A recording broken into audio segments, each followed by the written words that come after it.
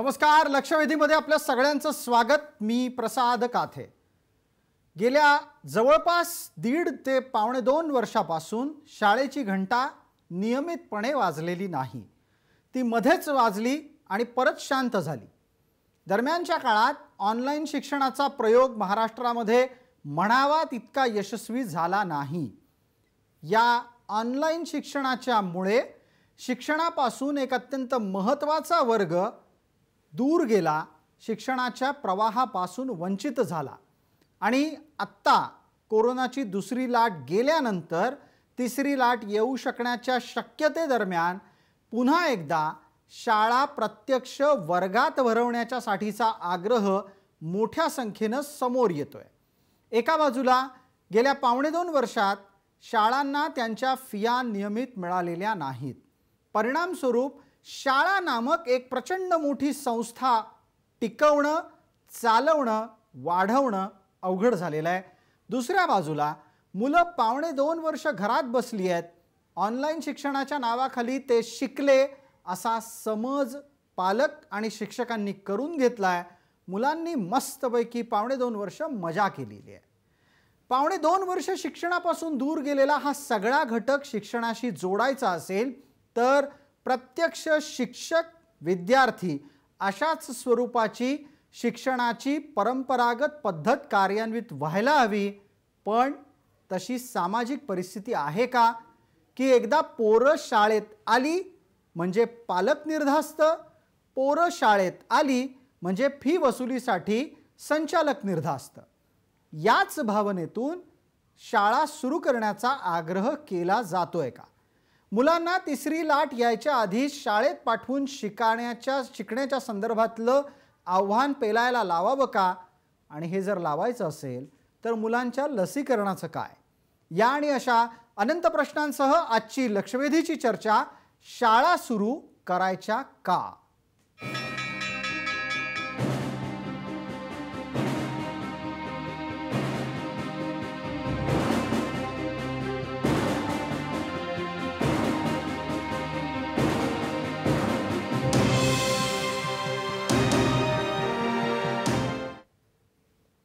या चर्चेत आपल्याबरोबर सहभागी होणाऱ्या मान्यवरांचा मी आपल्याला पटकन परिचय करून देतो। आपल्यासोबत काँग्रेसच्या प्रवक्त्या आणि मवियाच्या प्रतिनिधी या नात्यानं नीला लिमय्या आहेत।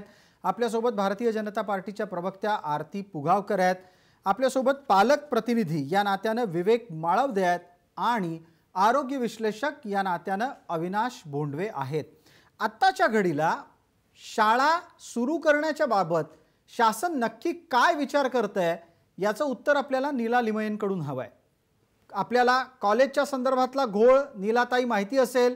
प्राप्त परिस्थितीमध्ये सप्टेंबरमध्ये कॉलेज सुरू करू असं म्हटलं आणि 4 दिवसांनी तो नियम बदलून टाकला।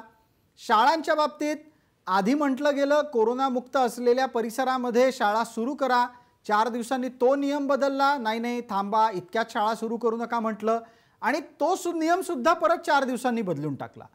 आत्ताच्या घडीला आज या क्षणाला घड्याळात बघितलेल्या वेळेनुसार आपण सांगा, शाळांबाबत मवियाचं धोरण काय? मला वाटतं हा जो विषय आहे ना, शाळा सुरू कराव्यात का, जो आपण म्हटला, तो दोन्ही रीतीने बघायला पाहिजे। मुलांना जर आपण हा प्रश्न विचारला तर ते लगेच म्हणतील हो सुरू करायला पाहिजे, पण सरकारने काय करायचं, त्याचं धोरण काय असायचं? तुम्ही आज बघा, मुंबईची संख्या ही अक्षरशः 2000च्या आत एका दिवशी अशी पूर्ण राज्याची, फक्त मुंबईची नाही, अशी झाली होती। ती काल परत 10,000 पर्यंत पोहोचलेली। आपण जे म्हणतो की नियम बदलले जात आहेत कारण परिस्थितीच तशी होतीये। एक वेळ अशी आली होती की ग्रामीण भागातल्या शाळा सुरू केल्या होत्या आणि त्या जवळजवळ 1 महिना 1.5 महिना चालल्याही काही ठिकाणी, वर्धा त्या ठिकाणी चालल्या, पण नंतर वर्धा जिल्ह्यातलीच संख्या इतकी वाढली तिकडच्या कोरोनाच्या आकडे की त्या शाळा बंद कराव्या लागल्या। मला वाटतं ही जी म्हणजे नीलाताई आपल्याला प्रशासन म्हणून याची कल्पना आलेली आहे की जर शाळा सुरू झाल्या आणि पर्यायानं सामाजिक दृष्ट्या एका घटकाचं स्थलांतर एका ठिकाणाहून दुसऱ्या ठिकाणी म्हणजे घरातून बाहेर पडणं, शाळेत जाणं, शाळेतून परत घरात येणं सुरू झालं तर कोरोना संसर्ग वाढू शकतो याची जाणीव आहे आलेली आपल्याला। नीलाताई, त्यांना चालेल ही जाणीव म्हणून तर शाळा बंद आहेत. त्याची जबाबदारी कोण घेणार? आपण हे बघा, जिल्हाधिकाऱ्यांनी काही ठिकाणी जिकडे मीटिंग घेतल्या बर त्यावेळी असं सांगितलं की ते असं म्हणाले की ही जबाबदारी शेवटी शाळांची आहे. मग पालकांनी पण पाठवायला सगळे पालक तयार नव्हते. मग अर्धे पालक पाठवायला तयार आहेत, अर्धे नाही आहेत.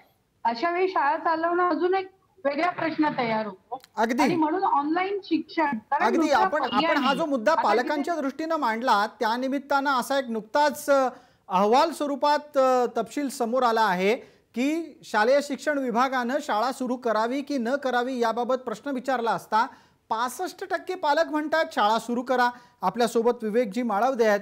विवेकराव, शाळा सुरू करा म्हणणारे 65% पालक कोण असतील? काही प्रमाणात स्कूलमधून घेतला गेला की ज्यांना अलाउड आहे, ज्यांची परमिशन आहे तर ते पाठवू शकतात आणि ज्यांना नाही पाठवायचं ते नाही पाठवतात. कंपल्सरी स्कूल करत नाही. त्यांनी मागून बाबा कोण तयार आहे कोण नाही. तर 65% नक्की कोण आहे मला अजून समजलं नाही, कारण कुठल्याही प्रकारची खूप क्लॅरिटी नाही. विवेकजी, आपल्या आवाजामध्ये बऱ्यापैकी डिस्टर्बन्स आहे, म्हणजे थोडक्यात खराब स्वरूपात आवाज पोहोचतोय. प्रेक्षकांनाही तो पोहोचत नाहीये. आपण काहीसा वेळ घेऊयात, तो दुरुस्त करून घेऊ आणि पटकन मी आपल्यापर्यंत येतो. आता मला आपल्यासोबत असलेल्या डॉक्टर अविनाश भोंडवेंना बोलतं करायचंय. त्यानंतर भाजपाच्या प्रतिनिधी असलेल्या आरती पुगावकर बोलतील. अविनाश भोंडवेजी, 65% पालक जर म्हणत असतील की शाळा सुरू करा, तर जून महिन्याच्या नंतरच्या या जुलैच्या टप्प्यात हा विषय पटलावर आला आणि सप्टेंबरमध्ये शाळा सुरू करण्याचा निर्णय झाला, तर तो परवडणारा असू शकतो का? प्रसादजी, अतिशय महत्वाचा विषय आणि आपण अनेकदा यावर असं बोललेलो आहे की शाळा सुरू करणं, शाळा बंद करणं हा कुठल्याही प्रकारे राजकीय किंवा अमुक एक म्हणतोय अमुकला एक वाटतंय असा करणारा विचार नसावा. हा जो निर्णय घ्यायचा आहे हा पूर्णपणे वैद्यकीय दृष्टीने निर्णय घ्यायचा आहे. या साथी संबंधी या मुलांना अजिबात त्रास होऊ नये, कमीत कमी त्रास व्हावा अशा पद्धतीची परिस्थिती निर्माण झाल्यावरच हा निर्णय घ्यायचा आहे. लक्षात घ्या की 10 मार्च 2020 ला सर्व शाळा बंद करण्यात आल्या आणि याचं कारण त्याच्या म्हणजे जवळजवळ आपलं इथं लॉकडाऊन सुरू व्हायच्या आधी 15 दिवस सर्व शाळा बंद करण्यात आल्या, परीक्षा पुढे ढकलण्यात आल्या. तो वैद्यकीय दृष्ट्या मुलांना त्रास होऊ नये, मुलं बाधित म्हणून घेतलेला निर्णय होता. आज अशी परिस्थिती आहे की 18 वर्षाखालील मुलांना अजूनही आपल्या इथे लस नाही. परंतु आता आपण जर पाहिलं तर 3 प्रकारच्या लसी, कोव्हॅक्सिन, कॅडिलाची झायकॉव आणि एक अजून एका कंपनीची तिला परवानगी मिळाली नाही, म्हणजे ती नोवावॉक्स कंपनीची लस, यांच्या चाचण्या सुरू होणार आहेत आणि त्या साधारणतः सप्टेंबरच्या दरम्यान त्या पूर्ण होणार आहेत. त्यामुळं सप्टेंबर नंतर पुढच्या 3 महिन्यामध्ये सर्व मुलांचं लसीकरण करावं आणि ते वेगाने करावं. आता जो घोळ चालू आहे असं न करता आज महाराष्ट्राच्या दृष्टीने आपल्या महाराष्ट्रात एकूण 20% म्हणजे 2.6 लक्ष 2.6 कोटी मुलं आहेत. या सर्वांचं लसीकरण पूर्ण झालं. सर्व शिक्षकांचं आणि शाळेतल्या कर्मचाऱ्यांचं लसीकरण पूर्ण झालं की त्यानंतर 15 दिवस ते 3 आठवड्यानंतर शाळा सुरू कराव्या. यामध्ये एखादी टर्म अजून जाईल हे लक्षात घ्या, काही हरकत नाही. परंतु आपल्या मुलांच्या आयुष्याच्या दृष्टीने, त्यांच्या भविष्याच्या दृष्टीने हे खूप महत्वाचं आहे. अगदी डॉक्टर भोंडवे, आपण अत्यंत तपशीलवार दिलेली माहिती समोर आहे. आरती पुगावकर, आता एक थेट प्रश्न, प्राप्त परिस्थितीमध्ये विद्यार्थ्यांच्या लसीकरणाची जबाबदारी कोणी घ्यायची? लसीकरण वेगानं पार पडेल म्हणून पुढाकाराची अपेक्षा कोणाची? प्रसादजी, मला वाटतं तुम्ही प्रश्न विचारतानाच सांगितलेला आहे. अगदी म्हणजे काही नसेल असं, ही जबाबदारी प्रशासनाचीच आहे की त्यांनी विद्यार्थ्यांचं, शिक्षकांचं, परत शाळेसाठी येणारा जो इतर स्टाफ आहे त्या सगळ्यांचं वॅक्सिनेशन प्रायोरिटीने करणं फार गरजेचं आहे. त्यांना आधी प्राधान्य देऊन करणं फार गरजेचं आहे. पण दुर्दैवाने आज आपण बघतोय की लसीकरणाच्या बाबतीत घोळ अजूनही सुरू आहे सगळीकडे. बऱ्याच ठिकाणची वॅक्सिनेशन सेंटर्स आहेत की तिकडे आपण आज एक दिवसानंतर दुसऱ्या दिवशी फलक लागलेला असतो की आज लस उपलब्ध नसल्यामुळे लसीकरण बंद आहे, कृपया रांगा लावू नका. म्हणजे याचाही कुठेतरी लोकांना त्रास होतो. आणि आज आपण शिक्षण या विषयाबद्दल बोलतो. मी अगदीच अविनाश जी म्हणतायत की आपण सगळं सोयी झाल्याशिवाय शाळा सुरू करू नये, तुमचं म्हणणं एका अंशी बरोबरही आहे अविनाशजी. मुद्दा असा आहे की जर आपण शाळा सुरू करण्याला आपल्याला विलंब लागणार असेल, अजून समजा एखादं वर्ष जाणार असेल, तर आपण आज ऑनलाईन शिक्षण देतोय. हे ग्रामीण भागातल्या किंवा ओव्हरऑल जो आकडा तुम्ही दिला 2.6 करोड एवढ्या विद्यार्थ्यांपर्यंत पोहोचतोय का, त्याचा रिझल्ट काय आहे, त्याचे परिणाम काय होत आहेत, मुलांना ते कळतंय का, नेटवर्कची समस्या आहे, तर मग आपल्याला शाळा सुरू करायला अजून एक वर्ष पण मग आरती पुगावकर एक प्रश्न असा उपस्थित करतो मी आपल्यासाठी की नक्की याची जबाबदारी कुणाला तरी बांधून द्यावी लागेल की अमुक दिवशी शाळा सुरू करा, तोपर्यंत लसीकरण आटपा. दुसरा मुद्दा, डॉक्टर भोंडवे म्हणाले त्याप्रमाणे एक आणखीन टर्म जाऊ शकेल, तर ती टर्म गेली म्हणजे जवळपास डिसेंबरपर्यंत थांबणं भाग आलं. डिसेंबरपर्यंत शाळा सुरू नाही झाल्या तर पुढच्या उरलेल्या 3 महिन्यात पूर्ण शैक्षणिक वर्षाचा सर्व कारभार आटपणं हे आणखीन मोठं आव्हान असेल. तेच म्हणते मी प्रसादजी, ते आव्हान पेलण्यासाठी आपल्याला ऑनलाईन शिक्षण जे आता सुरू आहे, काळाची गरज आहे की ऑनलाईन ऑफलाईन अशा दोन्ही पद्धतीचं शिक्षण आपल्याला मुलांना समोर देणं फार गरजेचं आहे. पण मग ते करत असताना शासन म्हणून काही पूर्वतयारी, त्याच्यासाठी लागणारं जी सपोर्ट आहे, मग ते इंटरनेट कनेक्शन असेल, स्मार्टफोन्स असतील, शिक्षकांनी बऱ्याच अंशी ही साधनं उपलब्ध नाहीये, डिजिटल प्लॅटफॉर्म्स उपलब्ध नाहीये आणि त्यामुळे त्याच्यात खूप अडचणी येतात. आणि परत सगळं हे ठरवावं लागेल प्रसादजी की जर आपण ही अजून एक टर्म ऑनलाईन पद्धतीने जाणार असू तर 2022 मध्ये मुलांची परीक्षा कशा घेणार आहोत आपण. अगदी परीक्षा कशा घेतल्या जातील या मुद्द्यावर येऊच. एक आणखीन टर्म मुलांची जाऊ शकते, एक सत्र त्यांचं घरातच ऑनलाईन शिकण्यात जाऊ शकतं, अशा विविध प्रकारच्या शक्यता आणि शंका कुशंका समोर येत आहेत. नीला लिमये, आपल्यापर्यंत चर्चा नीट स्वरूपात पोहोचली असेल, आपल्याला ऐकायला आली असेल अशी अपेक्षा आहे. आता इथे मुद्दा काय उपस्थित होतोय तो असा आहे की जर समजा एक आणखीन टर्म विद्यार्थ्यांची घरीच जाणार असेल तर निदान त्यांच्या लसीकरणावर तरी लक्ष द्या.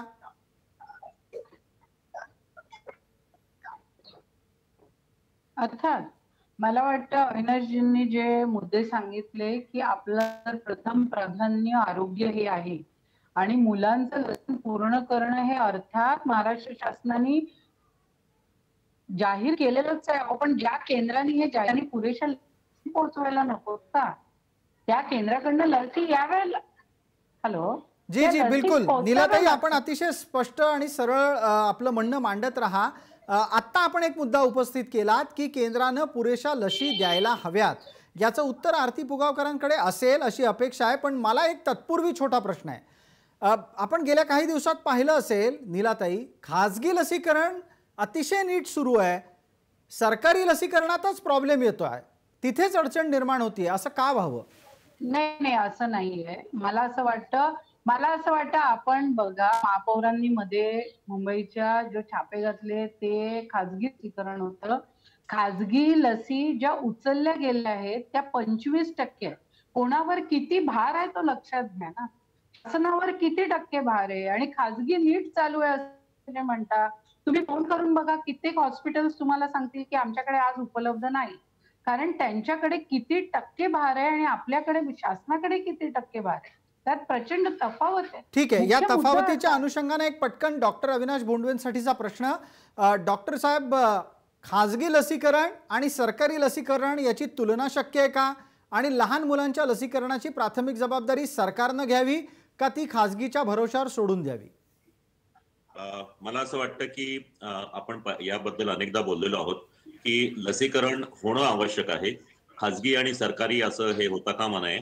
त्यासाठी लसीचा पुरवठा स्टॉक मोठ्या प्रमाणात उपलब्ध व्हायला पाहिजे. त्यासाठी ते इतर अनेक मार्ग आपण सुचवले होते मागं की अनेक कारखाने सुरू व्हायला पाहिजेत. त्या पद्धतीने ते झालेले नाहीयेत. आपण काही नवीन कंपन्या आहेत, आत्ताशी फक्त 2च कंपन्या येऊ घातलेल्या आहेत. त्यामुळं लसीचा स्टॉक उपलब्ध करणं हे सर्वात महत्वाची गोष्ट आहे. आणि खाजगी लसीकरणाला आजही खूप मर्यादित स्वरूपात हॉस्पिटल्सना परवानगी आहे. आज जर आपल्या भारतातल्या अनेक डॉक्टर, मी मागाही आपल्याला म्हणलं होतं की माझ्यासारखे अनेक डॉक्टर, मी गेले 35-40 वर्ष लहान मुलांचं आणि सगळ्यांचं लसीकरण करतोय. माझ्यासारखे 2.5 लाख डॉक्टर्स महाराष्ट्रात आहेत. यापैकी निम्म्या जणांनी जरी केलं तरी हे लसीकरण होऊ शकतं. त्यामध्ये पूर्ण यासाठी कुणी काय निर्णय घ्यायचे? जर डॉक्टर लस द्यायला तयार आहेत तर डॉक्टरांकडे लस पोहोचेल आणि डॉक्टरांच्या दवाखान्यातून लसीकरण होईल, यासाठी कोणी पुढाकार घ्यायचा? हा प्रसादजी, याच्यामध्ये एकच गोष्टीचं हे आहे की खासगी डॉक्टरांना जर लस दिली तर ती जास्ती त्याच्यामध्ये पैसे जास्ती घेतले जातील अशी लोकांना भीती वाटते किंवा अशा प्रकारचा समज आहे.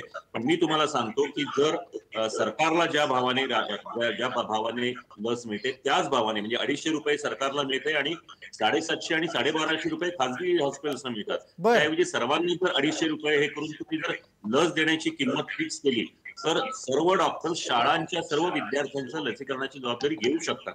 आणि ठीक आहे, याच्यावर एकदा पालक प्रतिनिधी म्हणून विवेक माळवदे यांना बोलतं करू. विवेकराव, आपण बराच वेळ चर्चेपासून वंचित राहिलात कारण आपला तांत्रिकदृष्ट्या संपर्क तुटत होता. आता माझा आवाज आपल्याला आधी येतोय का आणि आतापर्यंत झालेली चर्चा पोहोचली आहे का आपल्यापर्यंत? हो. अच्छा विवेकराव, आपला आवाजही अतिशय स्पष्टपणे आला. पालक लसीकरण झाल्यानंतर तरी विद्यार्थ्यांना शाळेत पाठवायला तयार असतील? लसीकरणानंतर म्हणजे पहिला डोस आणि सेकंड डोस झाल्यानंतर जर एक ॲश्युरन्स दिलेला आहे की लसीकरणानंतर काही प्रॉब्लेम येणार नाही, तर मला असं वाटतं की शैक्षणिक नुकसान होण्यापेक्षा पालक पाठवायला तयार होतील. म्हणजे सगळेच होतील मी असं म्हणत नाही, एक 70-80 पेरेंट्स जे आहेत ते पाठवायला तयार होतील.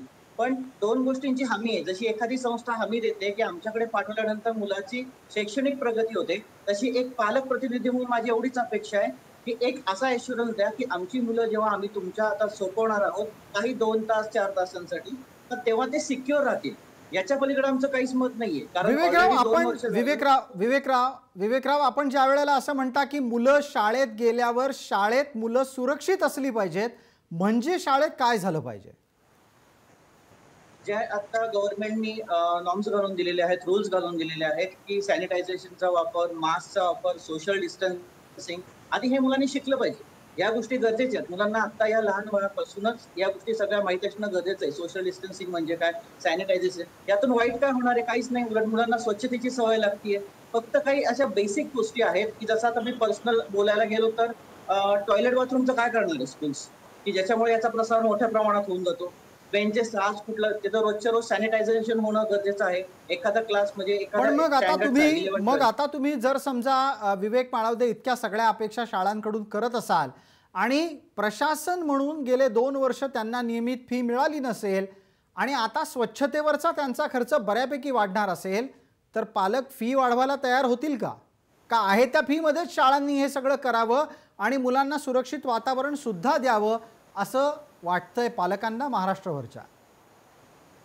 मागच्या वर्षी ऑनलाईन असून सुद्धा बऱ्याच ठिकाणी त्यांना फीचं कंपल्शन केलं गेलं. काहीतरी माझ्या ऐकण्यात असं आलं आणि मी पाहिलं सुद्धा की LC रिटर्न दिले गेले, स्कूलकडनं माघारी दिले गेले की तुम्ही फी नाही भरत येतं रिटर्न. तर माझं एक मत आहे की स्वच्छतेवर खर्च होतो ही बाब चुकीची आहे, ही त्यांची जबाबदारी आहे. माझं असं मत आहे की दिवसातून एकदा झाडू मारण्याचे जे सॅनिटायझर केले 4 वेळा करावं लागेल त्यांना, पण या खर्चामध्ये येत नाहीत या गोष्टी, या सुरक्षिततेमध्ये येतात.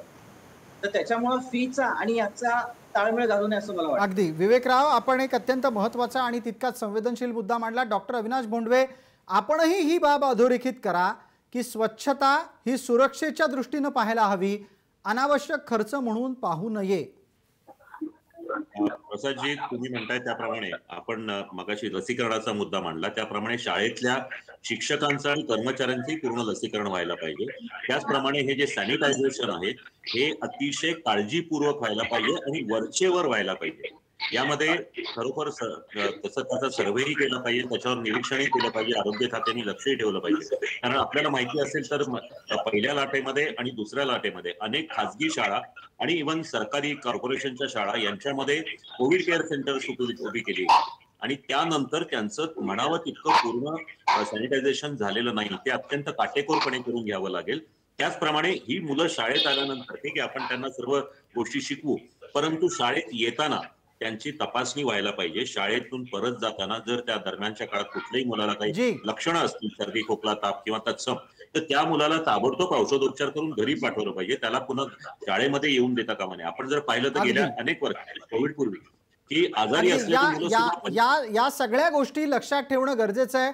आपल्या सोबत मवियाच्या प्रतिनिधी आणि काँग्रेसच्या प्रवक्ता या नात्यानं नीलाताई आहेत. नीलाताई, या सगळ्या मुद्द्यांना सरकारपर्यंत पोहोचवतील, पालकांनी मांडलेल्या अपेक्षा सुद्धा आहेत आणि डॉक्टरांनी दिलेले सल्ले सुद्धा आहेत. आता या दरम्यान जो महत्त्वाचा लसीकरणाचा मुद्दा उपस्थित झाला त्याच्या जबाबदारीच्या बाबत आरती पुगावकरांना बोलतं करावं लागेल. आरती पुगावकर जेव्हा जेव्हा महाराष्ट्रामधल्या रखडलेल्या, रडत चाललेल्या, थांबत चाललेल्या आणि अडथळ्यांची शर्यत ठरलेल्या लसीकरणाची चर्चा येते तेव्हा तेव्हा प्रत्येक वेळेला हा मुद्दा उपस्थित होतो की केंद्र लस देत नाही म्हणून आम्ही लसीकरण करू शकत नाही. प्रसादजी, आता तुम्ही हा खूप महत्वाचा मुद्दा उपस्थित केला. त्या अनुषंगाने काही गोष्टी इथे मांडल्या. मगाशी प्रोफेसर जेव्हा बोलत होते त्यांनी असं म्हटलं की अनेक कारखाने उभे राहायला पाहिजेत, लस उपलब्ध झाल्या पाहिजे.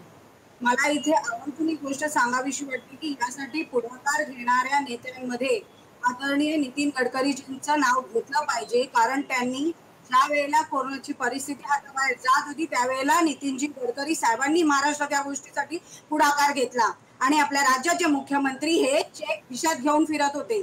राज्याचे आरोग्य मंत्री एखाद्या वेळेला कॉलेज सुरू करा म्हणून सांगतात, दुसऱ्यांदा म्हणतात की हे माझं वैयक्तिक मत आहे. शिक्षण मंत्री काही निर्णय घेताना म्हणतात की आम्हाला मुख्यमंत्री निर्णय घेतील. पण ते यांचा जो एकमेकांशी जो सुसंवाद नाही आहे, जो अपेक्षित आहे तो नाही आहे. त्याच्या सगळ्यातून जे काही परिणाम बाहेर येत आहेत त्याचं खापर केंद्रावर फोडणं ही एक आणि एकच लाईन ही मवियाची ठरलेली आहे. ठीक आहे आरती पुगावकरजी, वेळेची मर्यादा. आपल्या याच दाव्यावर प्रतिवाद नीलाताई लिमये करणार आहेत. नीलाताईंना बोलण्याची संधी देतोय. आरती पुगावकर, नीलाताईंचं उत्तर ऐकूया.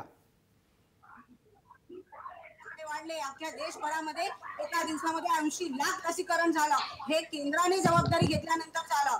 राज्य सरकार ते नियमितपणे करू शकत नाहीये, ही त्यांची हार आहे आणि हे त्यांनी मान्य केलं पाहिजे. ठीक आहे आरती पुगावकरजी, वेळेची मर्यादा आहे. नीलाताई बोला. आपण आरतीजी कॉन्क्रीट काही गोष्टींबद्दल आपण बोला. कोणी कुठे चेक घेऊन फिरलं वगैरे हे बाजूला ठेवा वेळेच्या मर्यादेअभावी.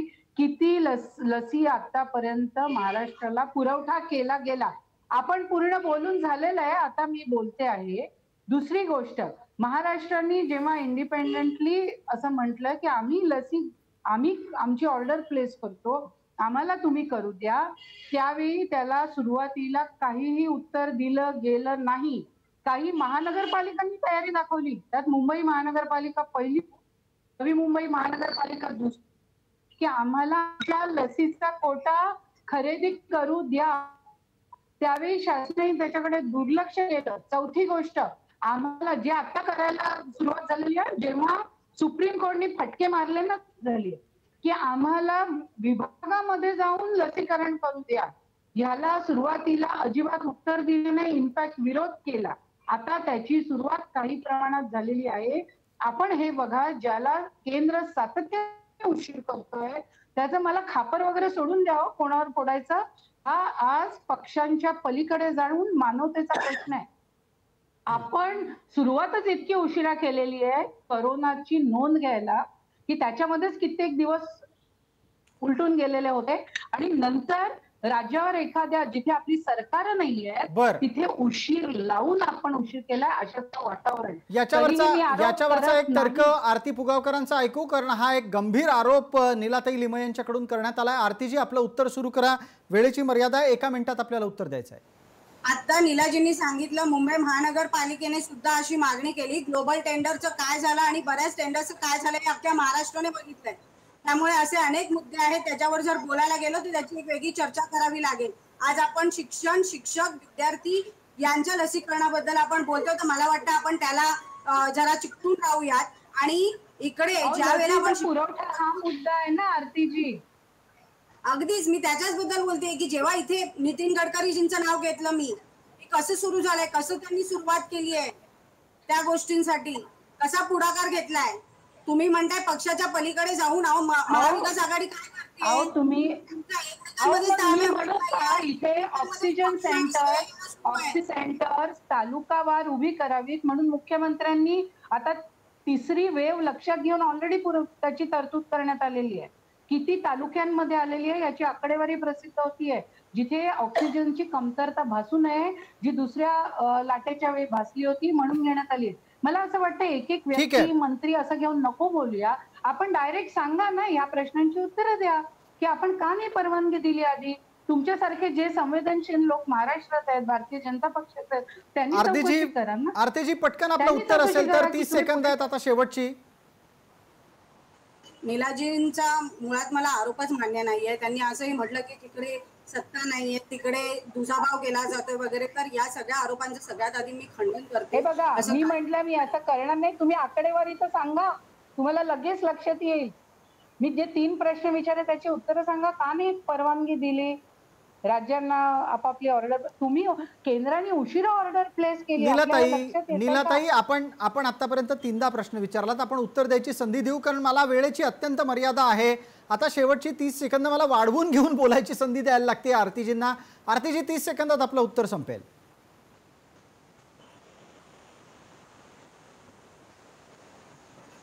नाही, काही तांत्रिक कारणांमुळे आरती पुगावकरांपर्यंत आपण पोहोचू शकत नाही आहोत. आत्ताच्या घडीला वेळ मर्यादा आहे. पण या चर्चेला इथेच थांबवायची जरी गरज कालमर्यादेपोटी असली तरी पण डॉक्टरांचा या चर्चेतला सल्ला लक्षात घ्यायला हवा. 1, मुलांचं लसीकरण होणं अत्यंत गरजेचं आहे. लसीकरणाच्या आधी शाळा सुरू करू नयेत.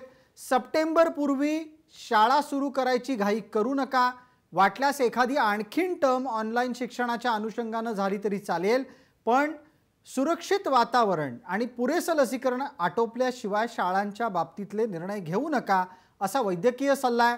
पालकांची अपेक्षा ही आहे की मुलांना आम्ही शाळेत पाठवू, मात्र शाळेच्या प्रशासनानं त्यांना सुरक्षित वातावरण देण्याची हमी द्यावी आणि सुरक्षित वातावरणाचा खर्च पालकांच्या डोक्यावर टाकू नये. या बाबतीतलं काय होतंय, कसं होतंय याकडे आपलं लक्ष राहीलच. लक्षवेधीच्या या चर्चेत तूर्तास इतकंच. सर्व प्रेक्षकांना जय महाराष्ट्र.